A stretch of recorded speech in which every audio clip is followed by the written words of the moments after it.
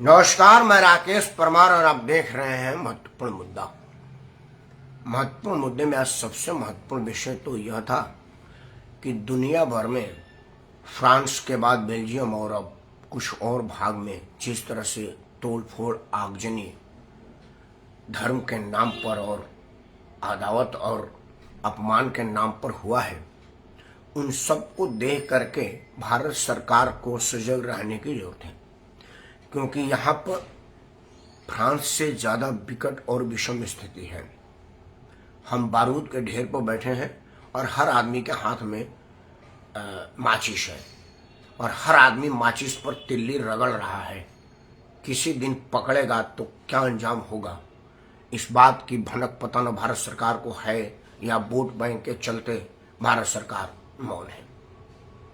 और देश में विपक्ष तो है ही नहीं है, क्योंकि विपक्ष का कोई चरित्र भारत में कभी नहीं रहा है, शुरू के कुछ दिनों को अगर हटा दे तो। क्योंकि भारत का विपक्ष बिल्कुल मैं अगर क्षमा चाहते हुए देशवासियों से मांगू विपक्ष के नेता, तो बेहया विपक्ष हो गया है। क्योंकि उसे क्या कहना है क्या करना है उसे खुद ही पता नहीं है।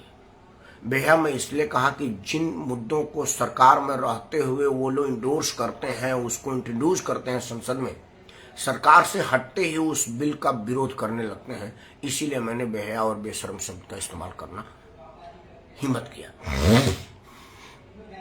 दो तीन उदाहरण दे दूंगा तो आपको समझ में आ जाएगा। भारत की जो वर्तमान सरकार है, भारतीय जनता पार्टी के नेतृत्व में, एफडीआई जब मनमोहन सिंह की सरकार ला रही थी तो भाजपा ने कहा था कि यह राहुल गांधी का विदेश में पैसा को एफडीआई के माध्यम से लाना चाहती है। तब 49% एफडीआई था। आज भाजपा की सरकार है तो उसको 100% कर दिया है। मतलब एफडीआई पर 49% का विरोध था, 100% का विरोध नहीं है। दूसरा बात, यह कृषि कानून जिस पर महीनों तक दिल्ली के दिल को रोक दिया गया था, कांग्रेस उसका भरपूर समर्थन कर रही थी और मंच पर मंचस्थ होकर के कर रही थी। वह बिल अक्षरशः कामा फुल स्टॉप भी अब बदला नहीं गया है, वो कांग्रेस के जमाने का है। बल्कि अगर कुछ बदलाव हुआ है तो यह कि कांग्रेस के कृषि मंत्री श्री शरद पवार साहब, जो कि वर्तमान उस सरकार में सबसे वरिष्ठतम थे, प्रधानमंत्री से भी ज्यादा सीनियर थे, मंत्रिमंडलीय अनुभव उनके पास मनमोहन सिंह से भी ज्यादा सीनियर थी, इंदिरा गांधी और राजीव गांधी के जमाने के नेता थे। उन्होंने सभी मुख्यमंत्रियों को पत्र लेकर के इस बिल को जल्द से जल्द इंट्रोड्यूस करने और अपने से उसको पहल करने का अनुरोध किया था। वर्तमान सरकार ने तो ऐसा भी नहीं किया, लेकिन कांग्रेस उसका विरोध करती। इसीलिए मैंने बेहया और बेशर्म विपक्ष का नाम लिया। भारत के किसी नागरिक को अगर बुरा लगा हो तो मैं क्षमा चाहता हूँ। विपक्ष के किसी नेता को बुरा लगा हो तो मुझे बड़ी खुशी है, क्योंकि मैं आपको बुरा लगने के लिए ही कह रहा हूँ, ताकि आप में थोड़ी शर्म बची हो तो आप इसका बुरा माने। खैर, आज बात उत्तर प्रदेश में क्या मुख्यमंत्री योगी आदित्यनाथ उपयोगी होंगे मोदी के लिए। यूपी के लिए तो अत्यंत उपयोगी है, यह बताने की जरूरत नहीं है, क्योंकि पहली बार 1952 से लेकर के 2023 तक के जब से हम लोग होश संभाले हैं, मतलब करीब करीब हमको 80-85 से चीजों को समझने की सलाहियत हासिल है। मतलब 84-85 में श्रद्धेय इंदिरा गांधी जी का जब दुखद देहांत हुआ, उन्हीं के सुरक्षा कर्मियों ने उनकी हत्या उन्हीं के आवास पर कर दी, तो यह बड़ा समाचार था। रेडियो से लेकर के अखबारों का सुर्खियां था, बहुत दिन तक इस पर सचित्र वर्णन पढ़ने को मिला। अखबार के प्रति आकर्षण राजनीतिक समाचारों पर तब से हुआ और तब से अब तक अनवरत बना हुआ है। हमने यह नहीं देखा कि कभी कोई राज्य किसी माफिया की अवैध संपत्ति को कब्जा करती है, कुर्क करती है और उस पर भवन निर्माण कर करके गरीबों में बांट देती है। यह मैंने कभी नहीं सुना था। फिल्मों में देखा था कि रॉबिन हुड टाइप के कुछ हीरो अमीरों से लूट कर गरीबों में बांट देते हैं। वर्तमान राजनीति में भी बहुत लोग होते हैं जो अपने आप रॉबिन हुड छवि को निखारना चाहते हैं। वो चाहते हैं कि लोग हमको मसीहा माने। वो माफियागिरी करते हैं, गुंडाई करते हैं और कुछ गरीबों में बांट के अपने आप को स्वघोष रॉबिन हुड बनाने का प्रयास करते हैं।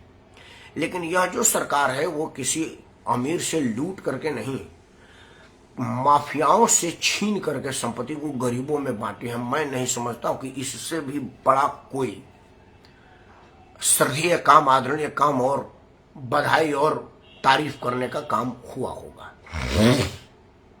जिस इलाहाबाद में लोग डर के मारे बाहर नहीं निकलते थे, आज उस माफिया के जमीन पर निवास कर रहे हैं, अपनी खुश सुख दुख, अपना उमंग उत्साह उस घर में मना रहे हैं। उनकी दुआएं योगी आदित्यनाथ के साथ होगी, चाहे वो दुआ दे या बदुआ दे। लेकिन अगर जिस तरह से माँ की गाली नहीं लगती, माँ का श्राप बच्चों पर नहीं लगता, माँ कितना हो, जैसे माँ बहुत गुस्सा होती है मरियो निखे जा, लेकिन भगवान उसको तुरंत उसको डाइवर्ट कर देते हैं, उसकी आयु बढ़ा देते हैं, क्योंकि ईश्वर को पता है, क्योंकि ईश्वर भी तो माँ के सताए हुए हैं, तो ईश्वर को पता है कि माँ को सताया जाता है बच्चों द्वारा, और माँ मन के पीड़ा से नहीं क्षणिक गुस्से में बोलती है, क्योंकि पीड़ा और गुस्सा में बड़ा अंतर होता है।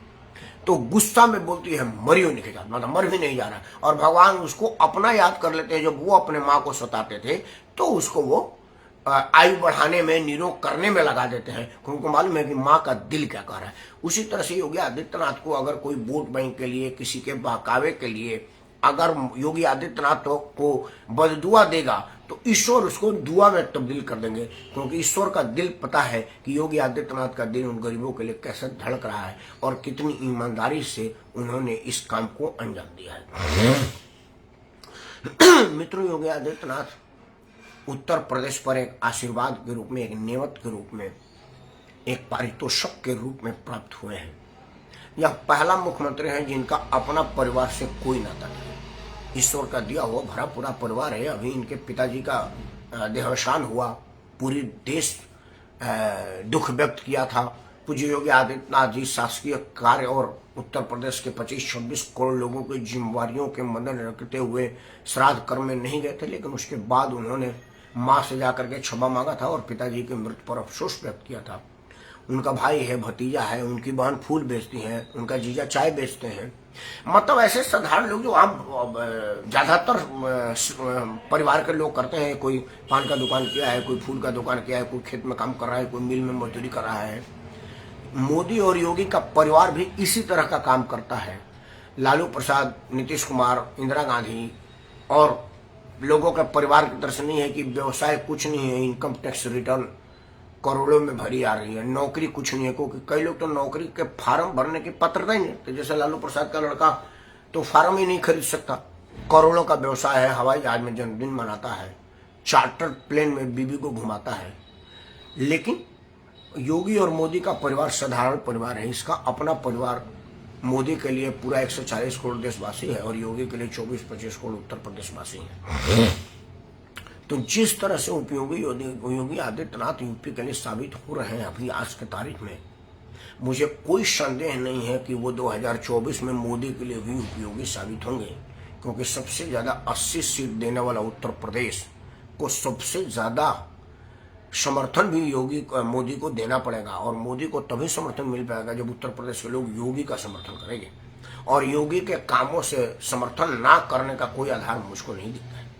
हाँ, माफिया परेशान है, लेकिन माफिया तो या तो कोई इनकाउंटर में मारा गया है, या जेल में बंद है, या डर के मारे प्रदेश छोड़ के बाहर भागा हुआ है, तो वो तो मतदान करने आएगा नहीं, तो उसका वोट का तो वैसे भी कोई मतलब नहीं, क्योंकि वोट अगर नेगेटिव में पड़ता है तो काउंट होता है, नहीं पड़ता है तो वो फायदा ही करता है।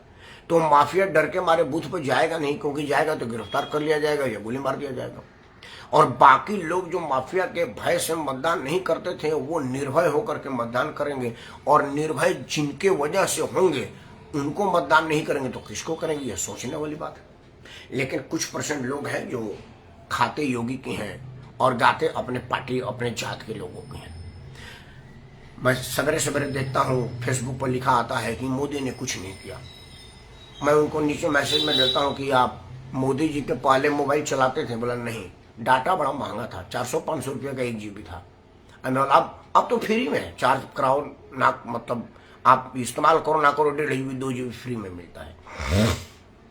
तो जो लोग मोदी के दिए हुए 1.5 GB फ्री डाटा से और मुफ्त में मिले हुए टॉक टाइम से मोदी का विरोध कर रहे हैं, उन लोगों की मंशा पर, उन लोगों के संस्कार पर और उनके विचार पर क्या चर्चा किया जाए, हर आदमी स्वतंत्र है। लेकिन जो लोग इन चीजों को समझ रहे हैं वो समझ रहे हैं कि मोदी का मतलब क्या है और योगी का मतलब क्या है। मुझे लग रहा है कि योगी आदित्यनाथ की उपयोगिता देशवासी प्रदेशवासी को और ज़्यादा रूप में मिलेगी जब बाकी के बचे हुए माफियाओं की ज़मीन पर प्रदेश का हर निर्धन आदमी अपना कब्जा जमाएगा। और इसकी शुभारंभ योगी आदित्यनाथ ने कर दिया है। अतीक अहमद जो कि अब आतंक का अतीक हो चुका है, उसका सारा साम्राज्य अब गरीबों में वितरित होगा। इलाहाबाद से उसका शुभारंभ हो गया है। उसी तरह से प्रदेश के और भी माफिया जो सैकड़ों अरबों करोड़ों रुपए के अवैध संपत्ति कब्जा किए हैं, वो सब योगी आदित्यनाथ ने मैक्सिमम माफियाओं की जमीन को तो उन्होंने कब्जे में ले लिया है। अब वितरण करने और उसका इस्तेमाल करने की शुरुआत अतीक के संपत्ति से हुई है। अगर 2024 चुनाव से पहले और कुछ संपत्तियों का वितरण विवरण सामने आ जाएगा तो मुझे नहीं लग रहा है कि उत्तर प्रदेश की प्रबुद्ध जनता किसी और को मतदान कर पाएगी। यह तो भी शुरुआत है, आगे आगे देखिए होता है क्या। एक बात तो आपको दिख ही गया होगा कि योगी आदित्यनाथ का कोई अपना निजी एजेंडा नहीं है। 25 करोड़ उत्तर प्रदेश वासियों का भला ही उनका अपना एकमात्र एजेंडा है। और जिस आदमी का एजेंडा भारत का भला हो, उत्तर प्रदेश का भला हो, उसका भला क्यों नहीं होगा, ये मैं नहीं मानता, होगा ही होगा। और आप पर मुझे भरोसा है और योगी आदित्यनाथ पर तो है ही है। मोदी है तो मुमकिन है और योगी है तो यकीन है और आप पर भी यकीन है। जय हिंद, वंदे मातरम।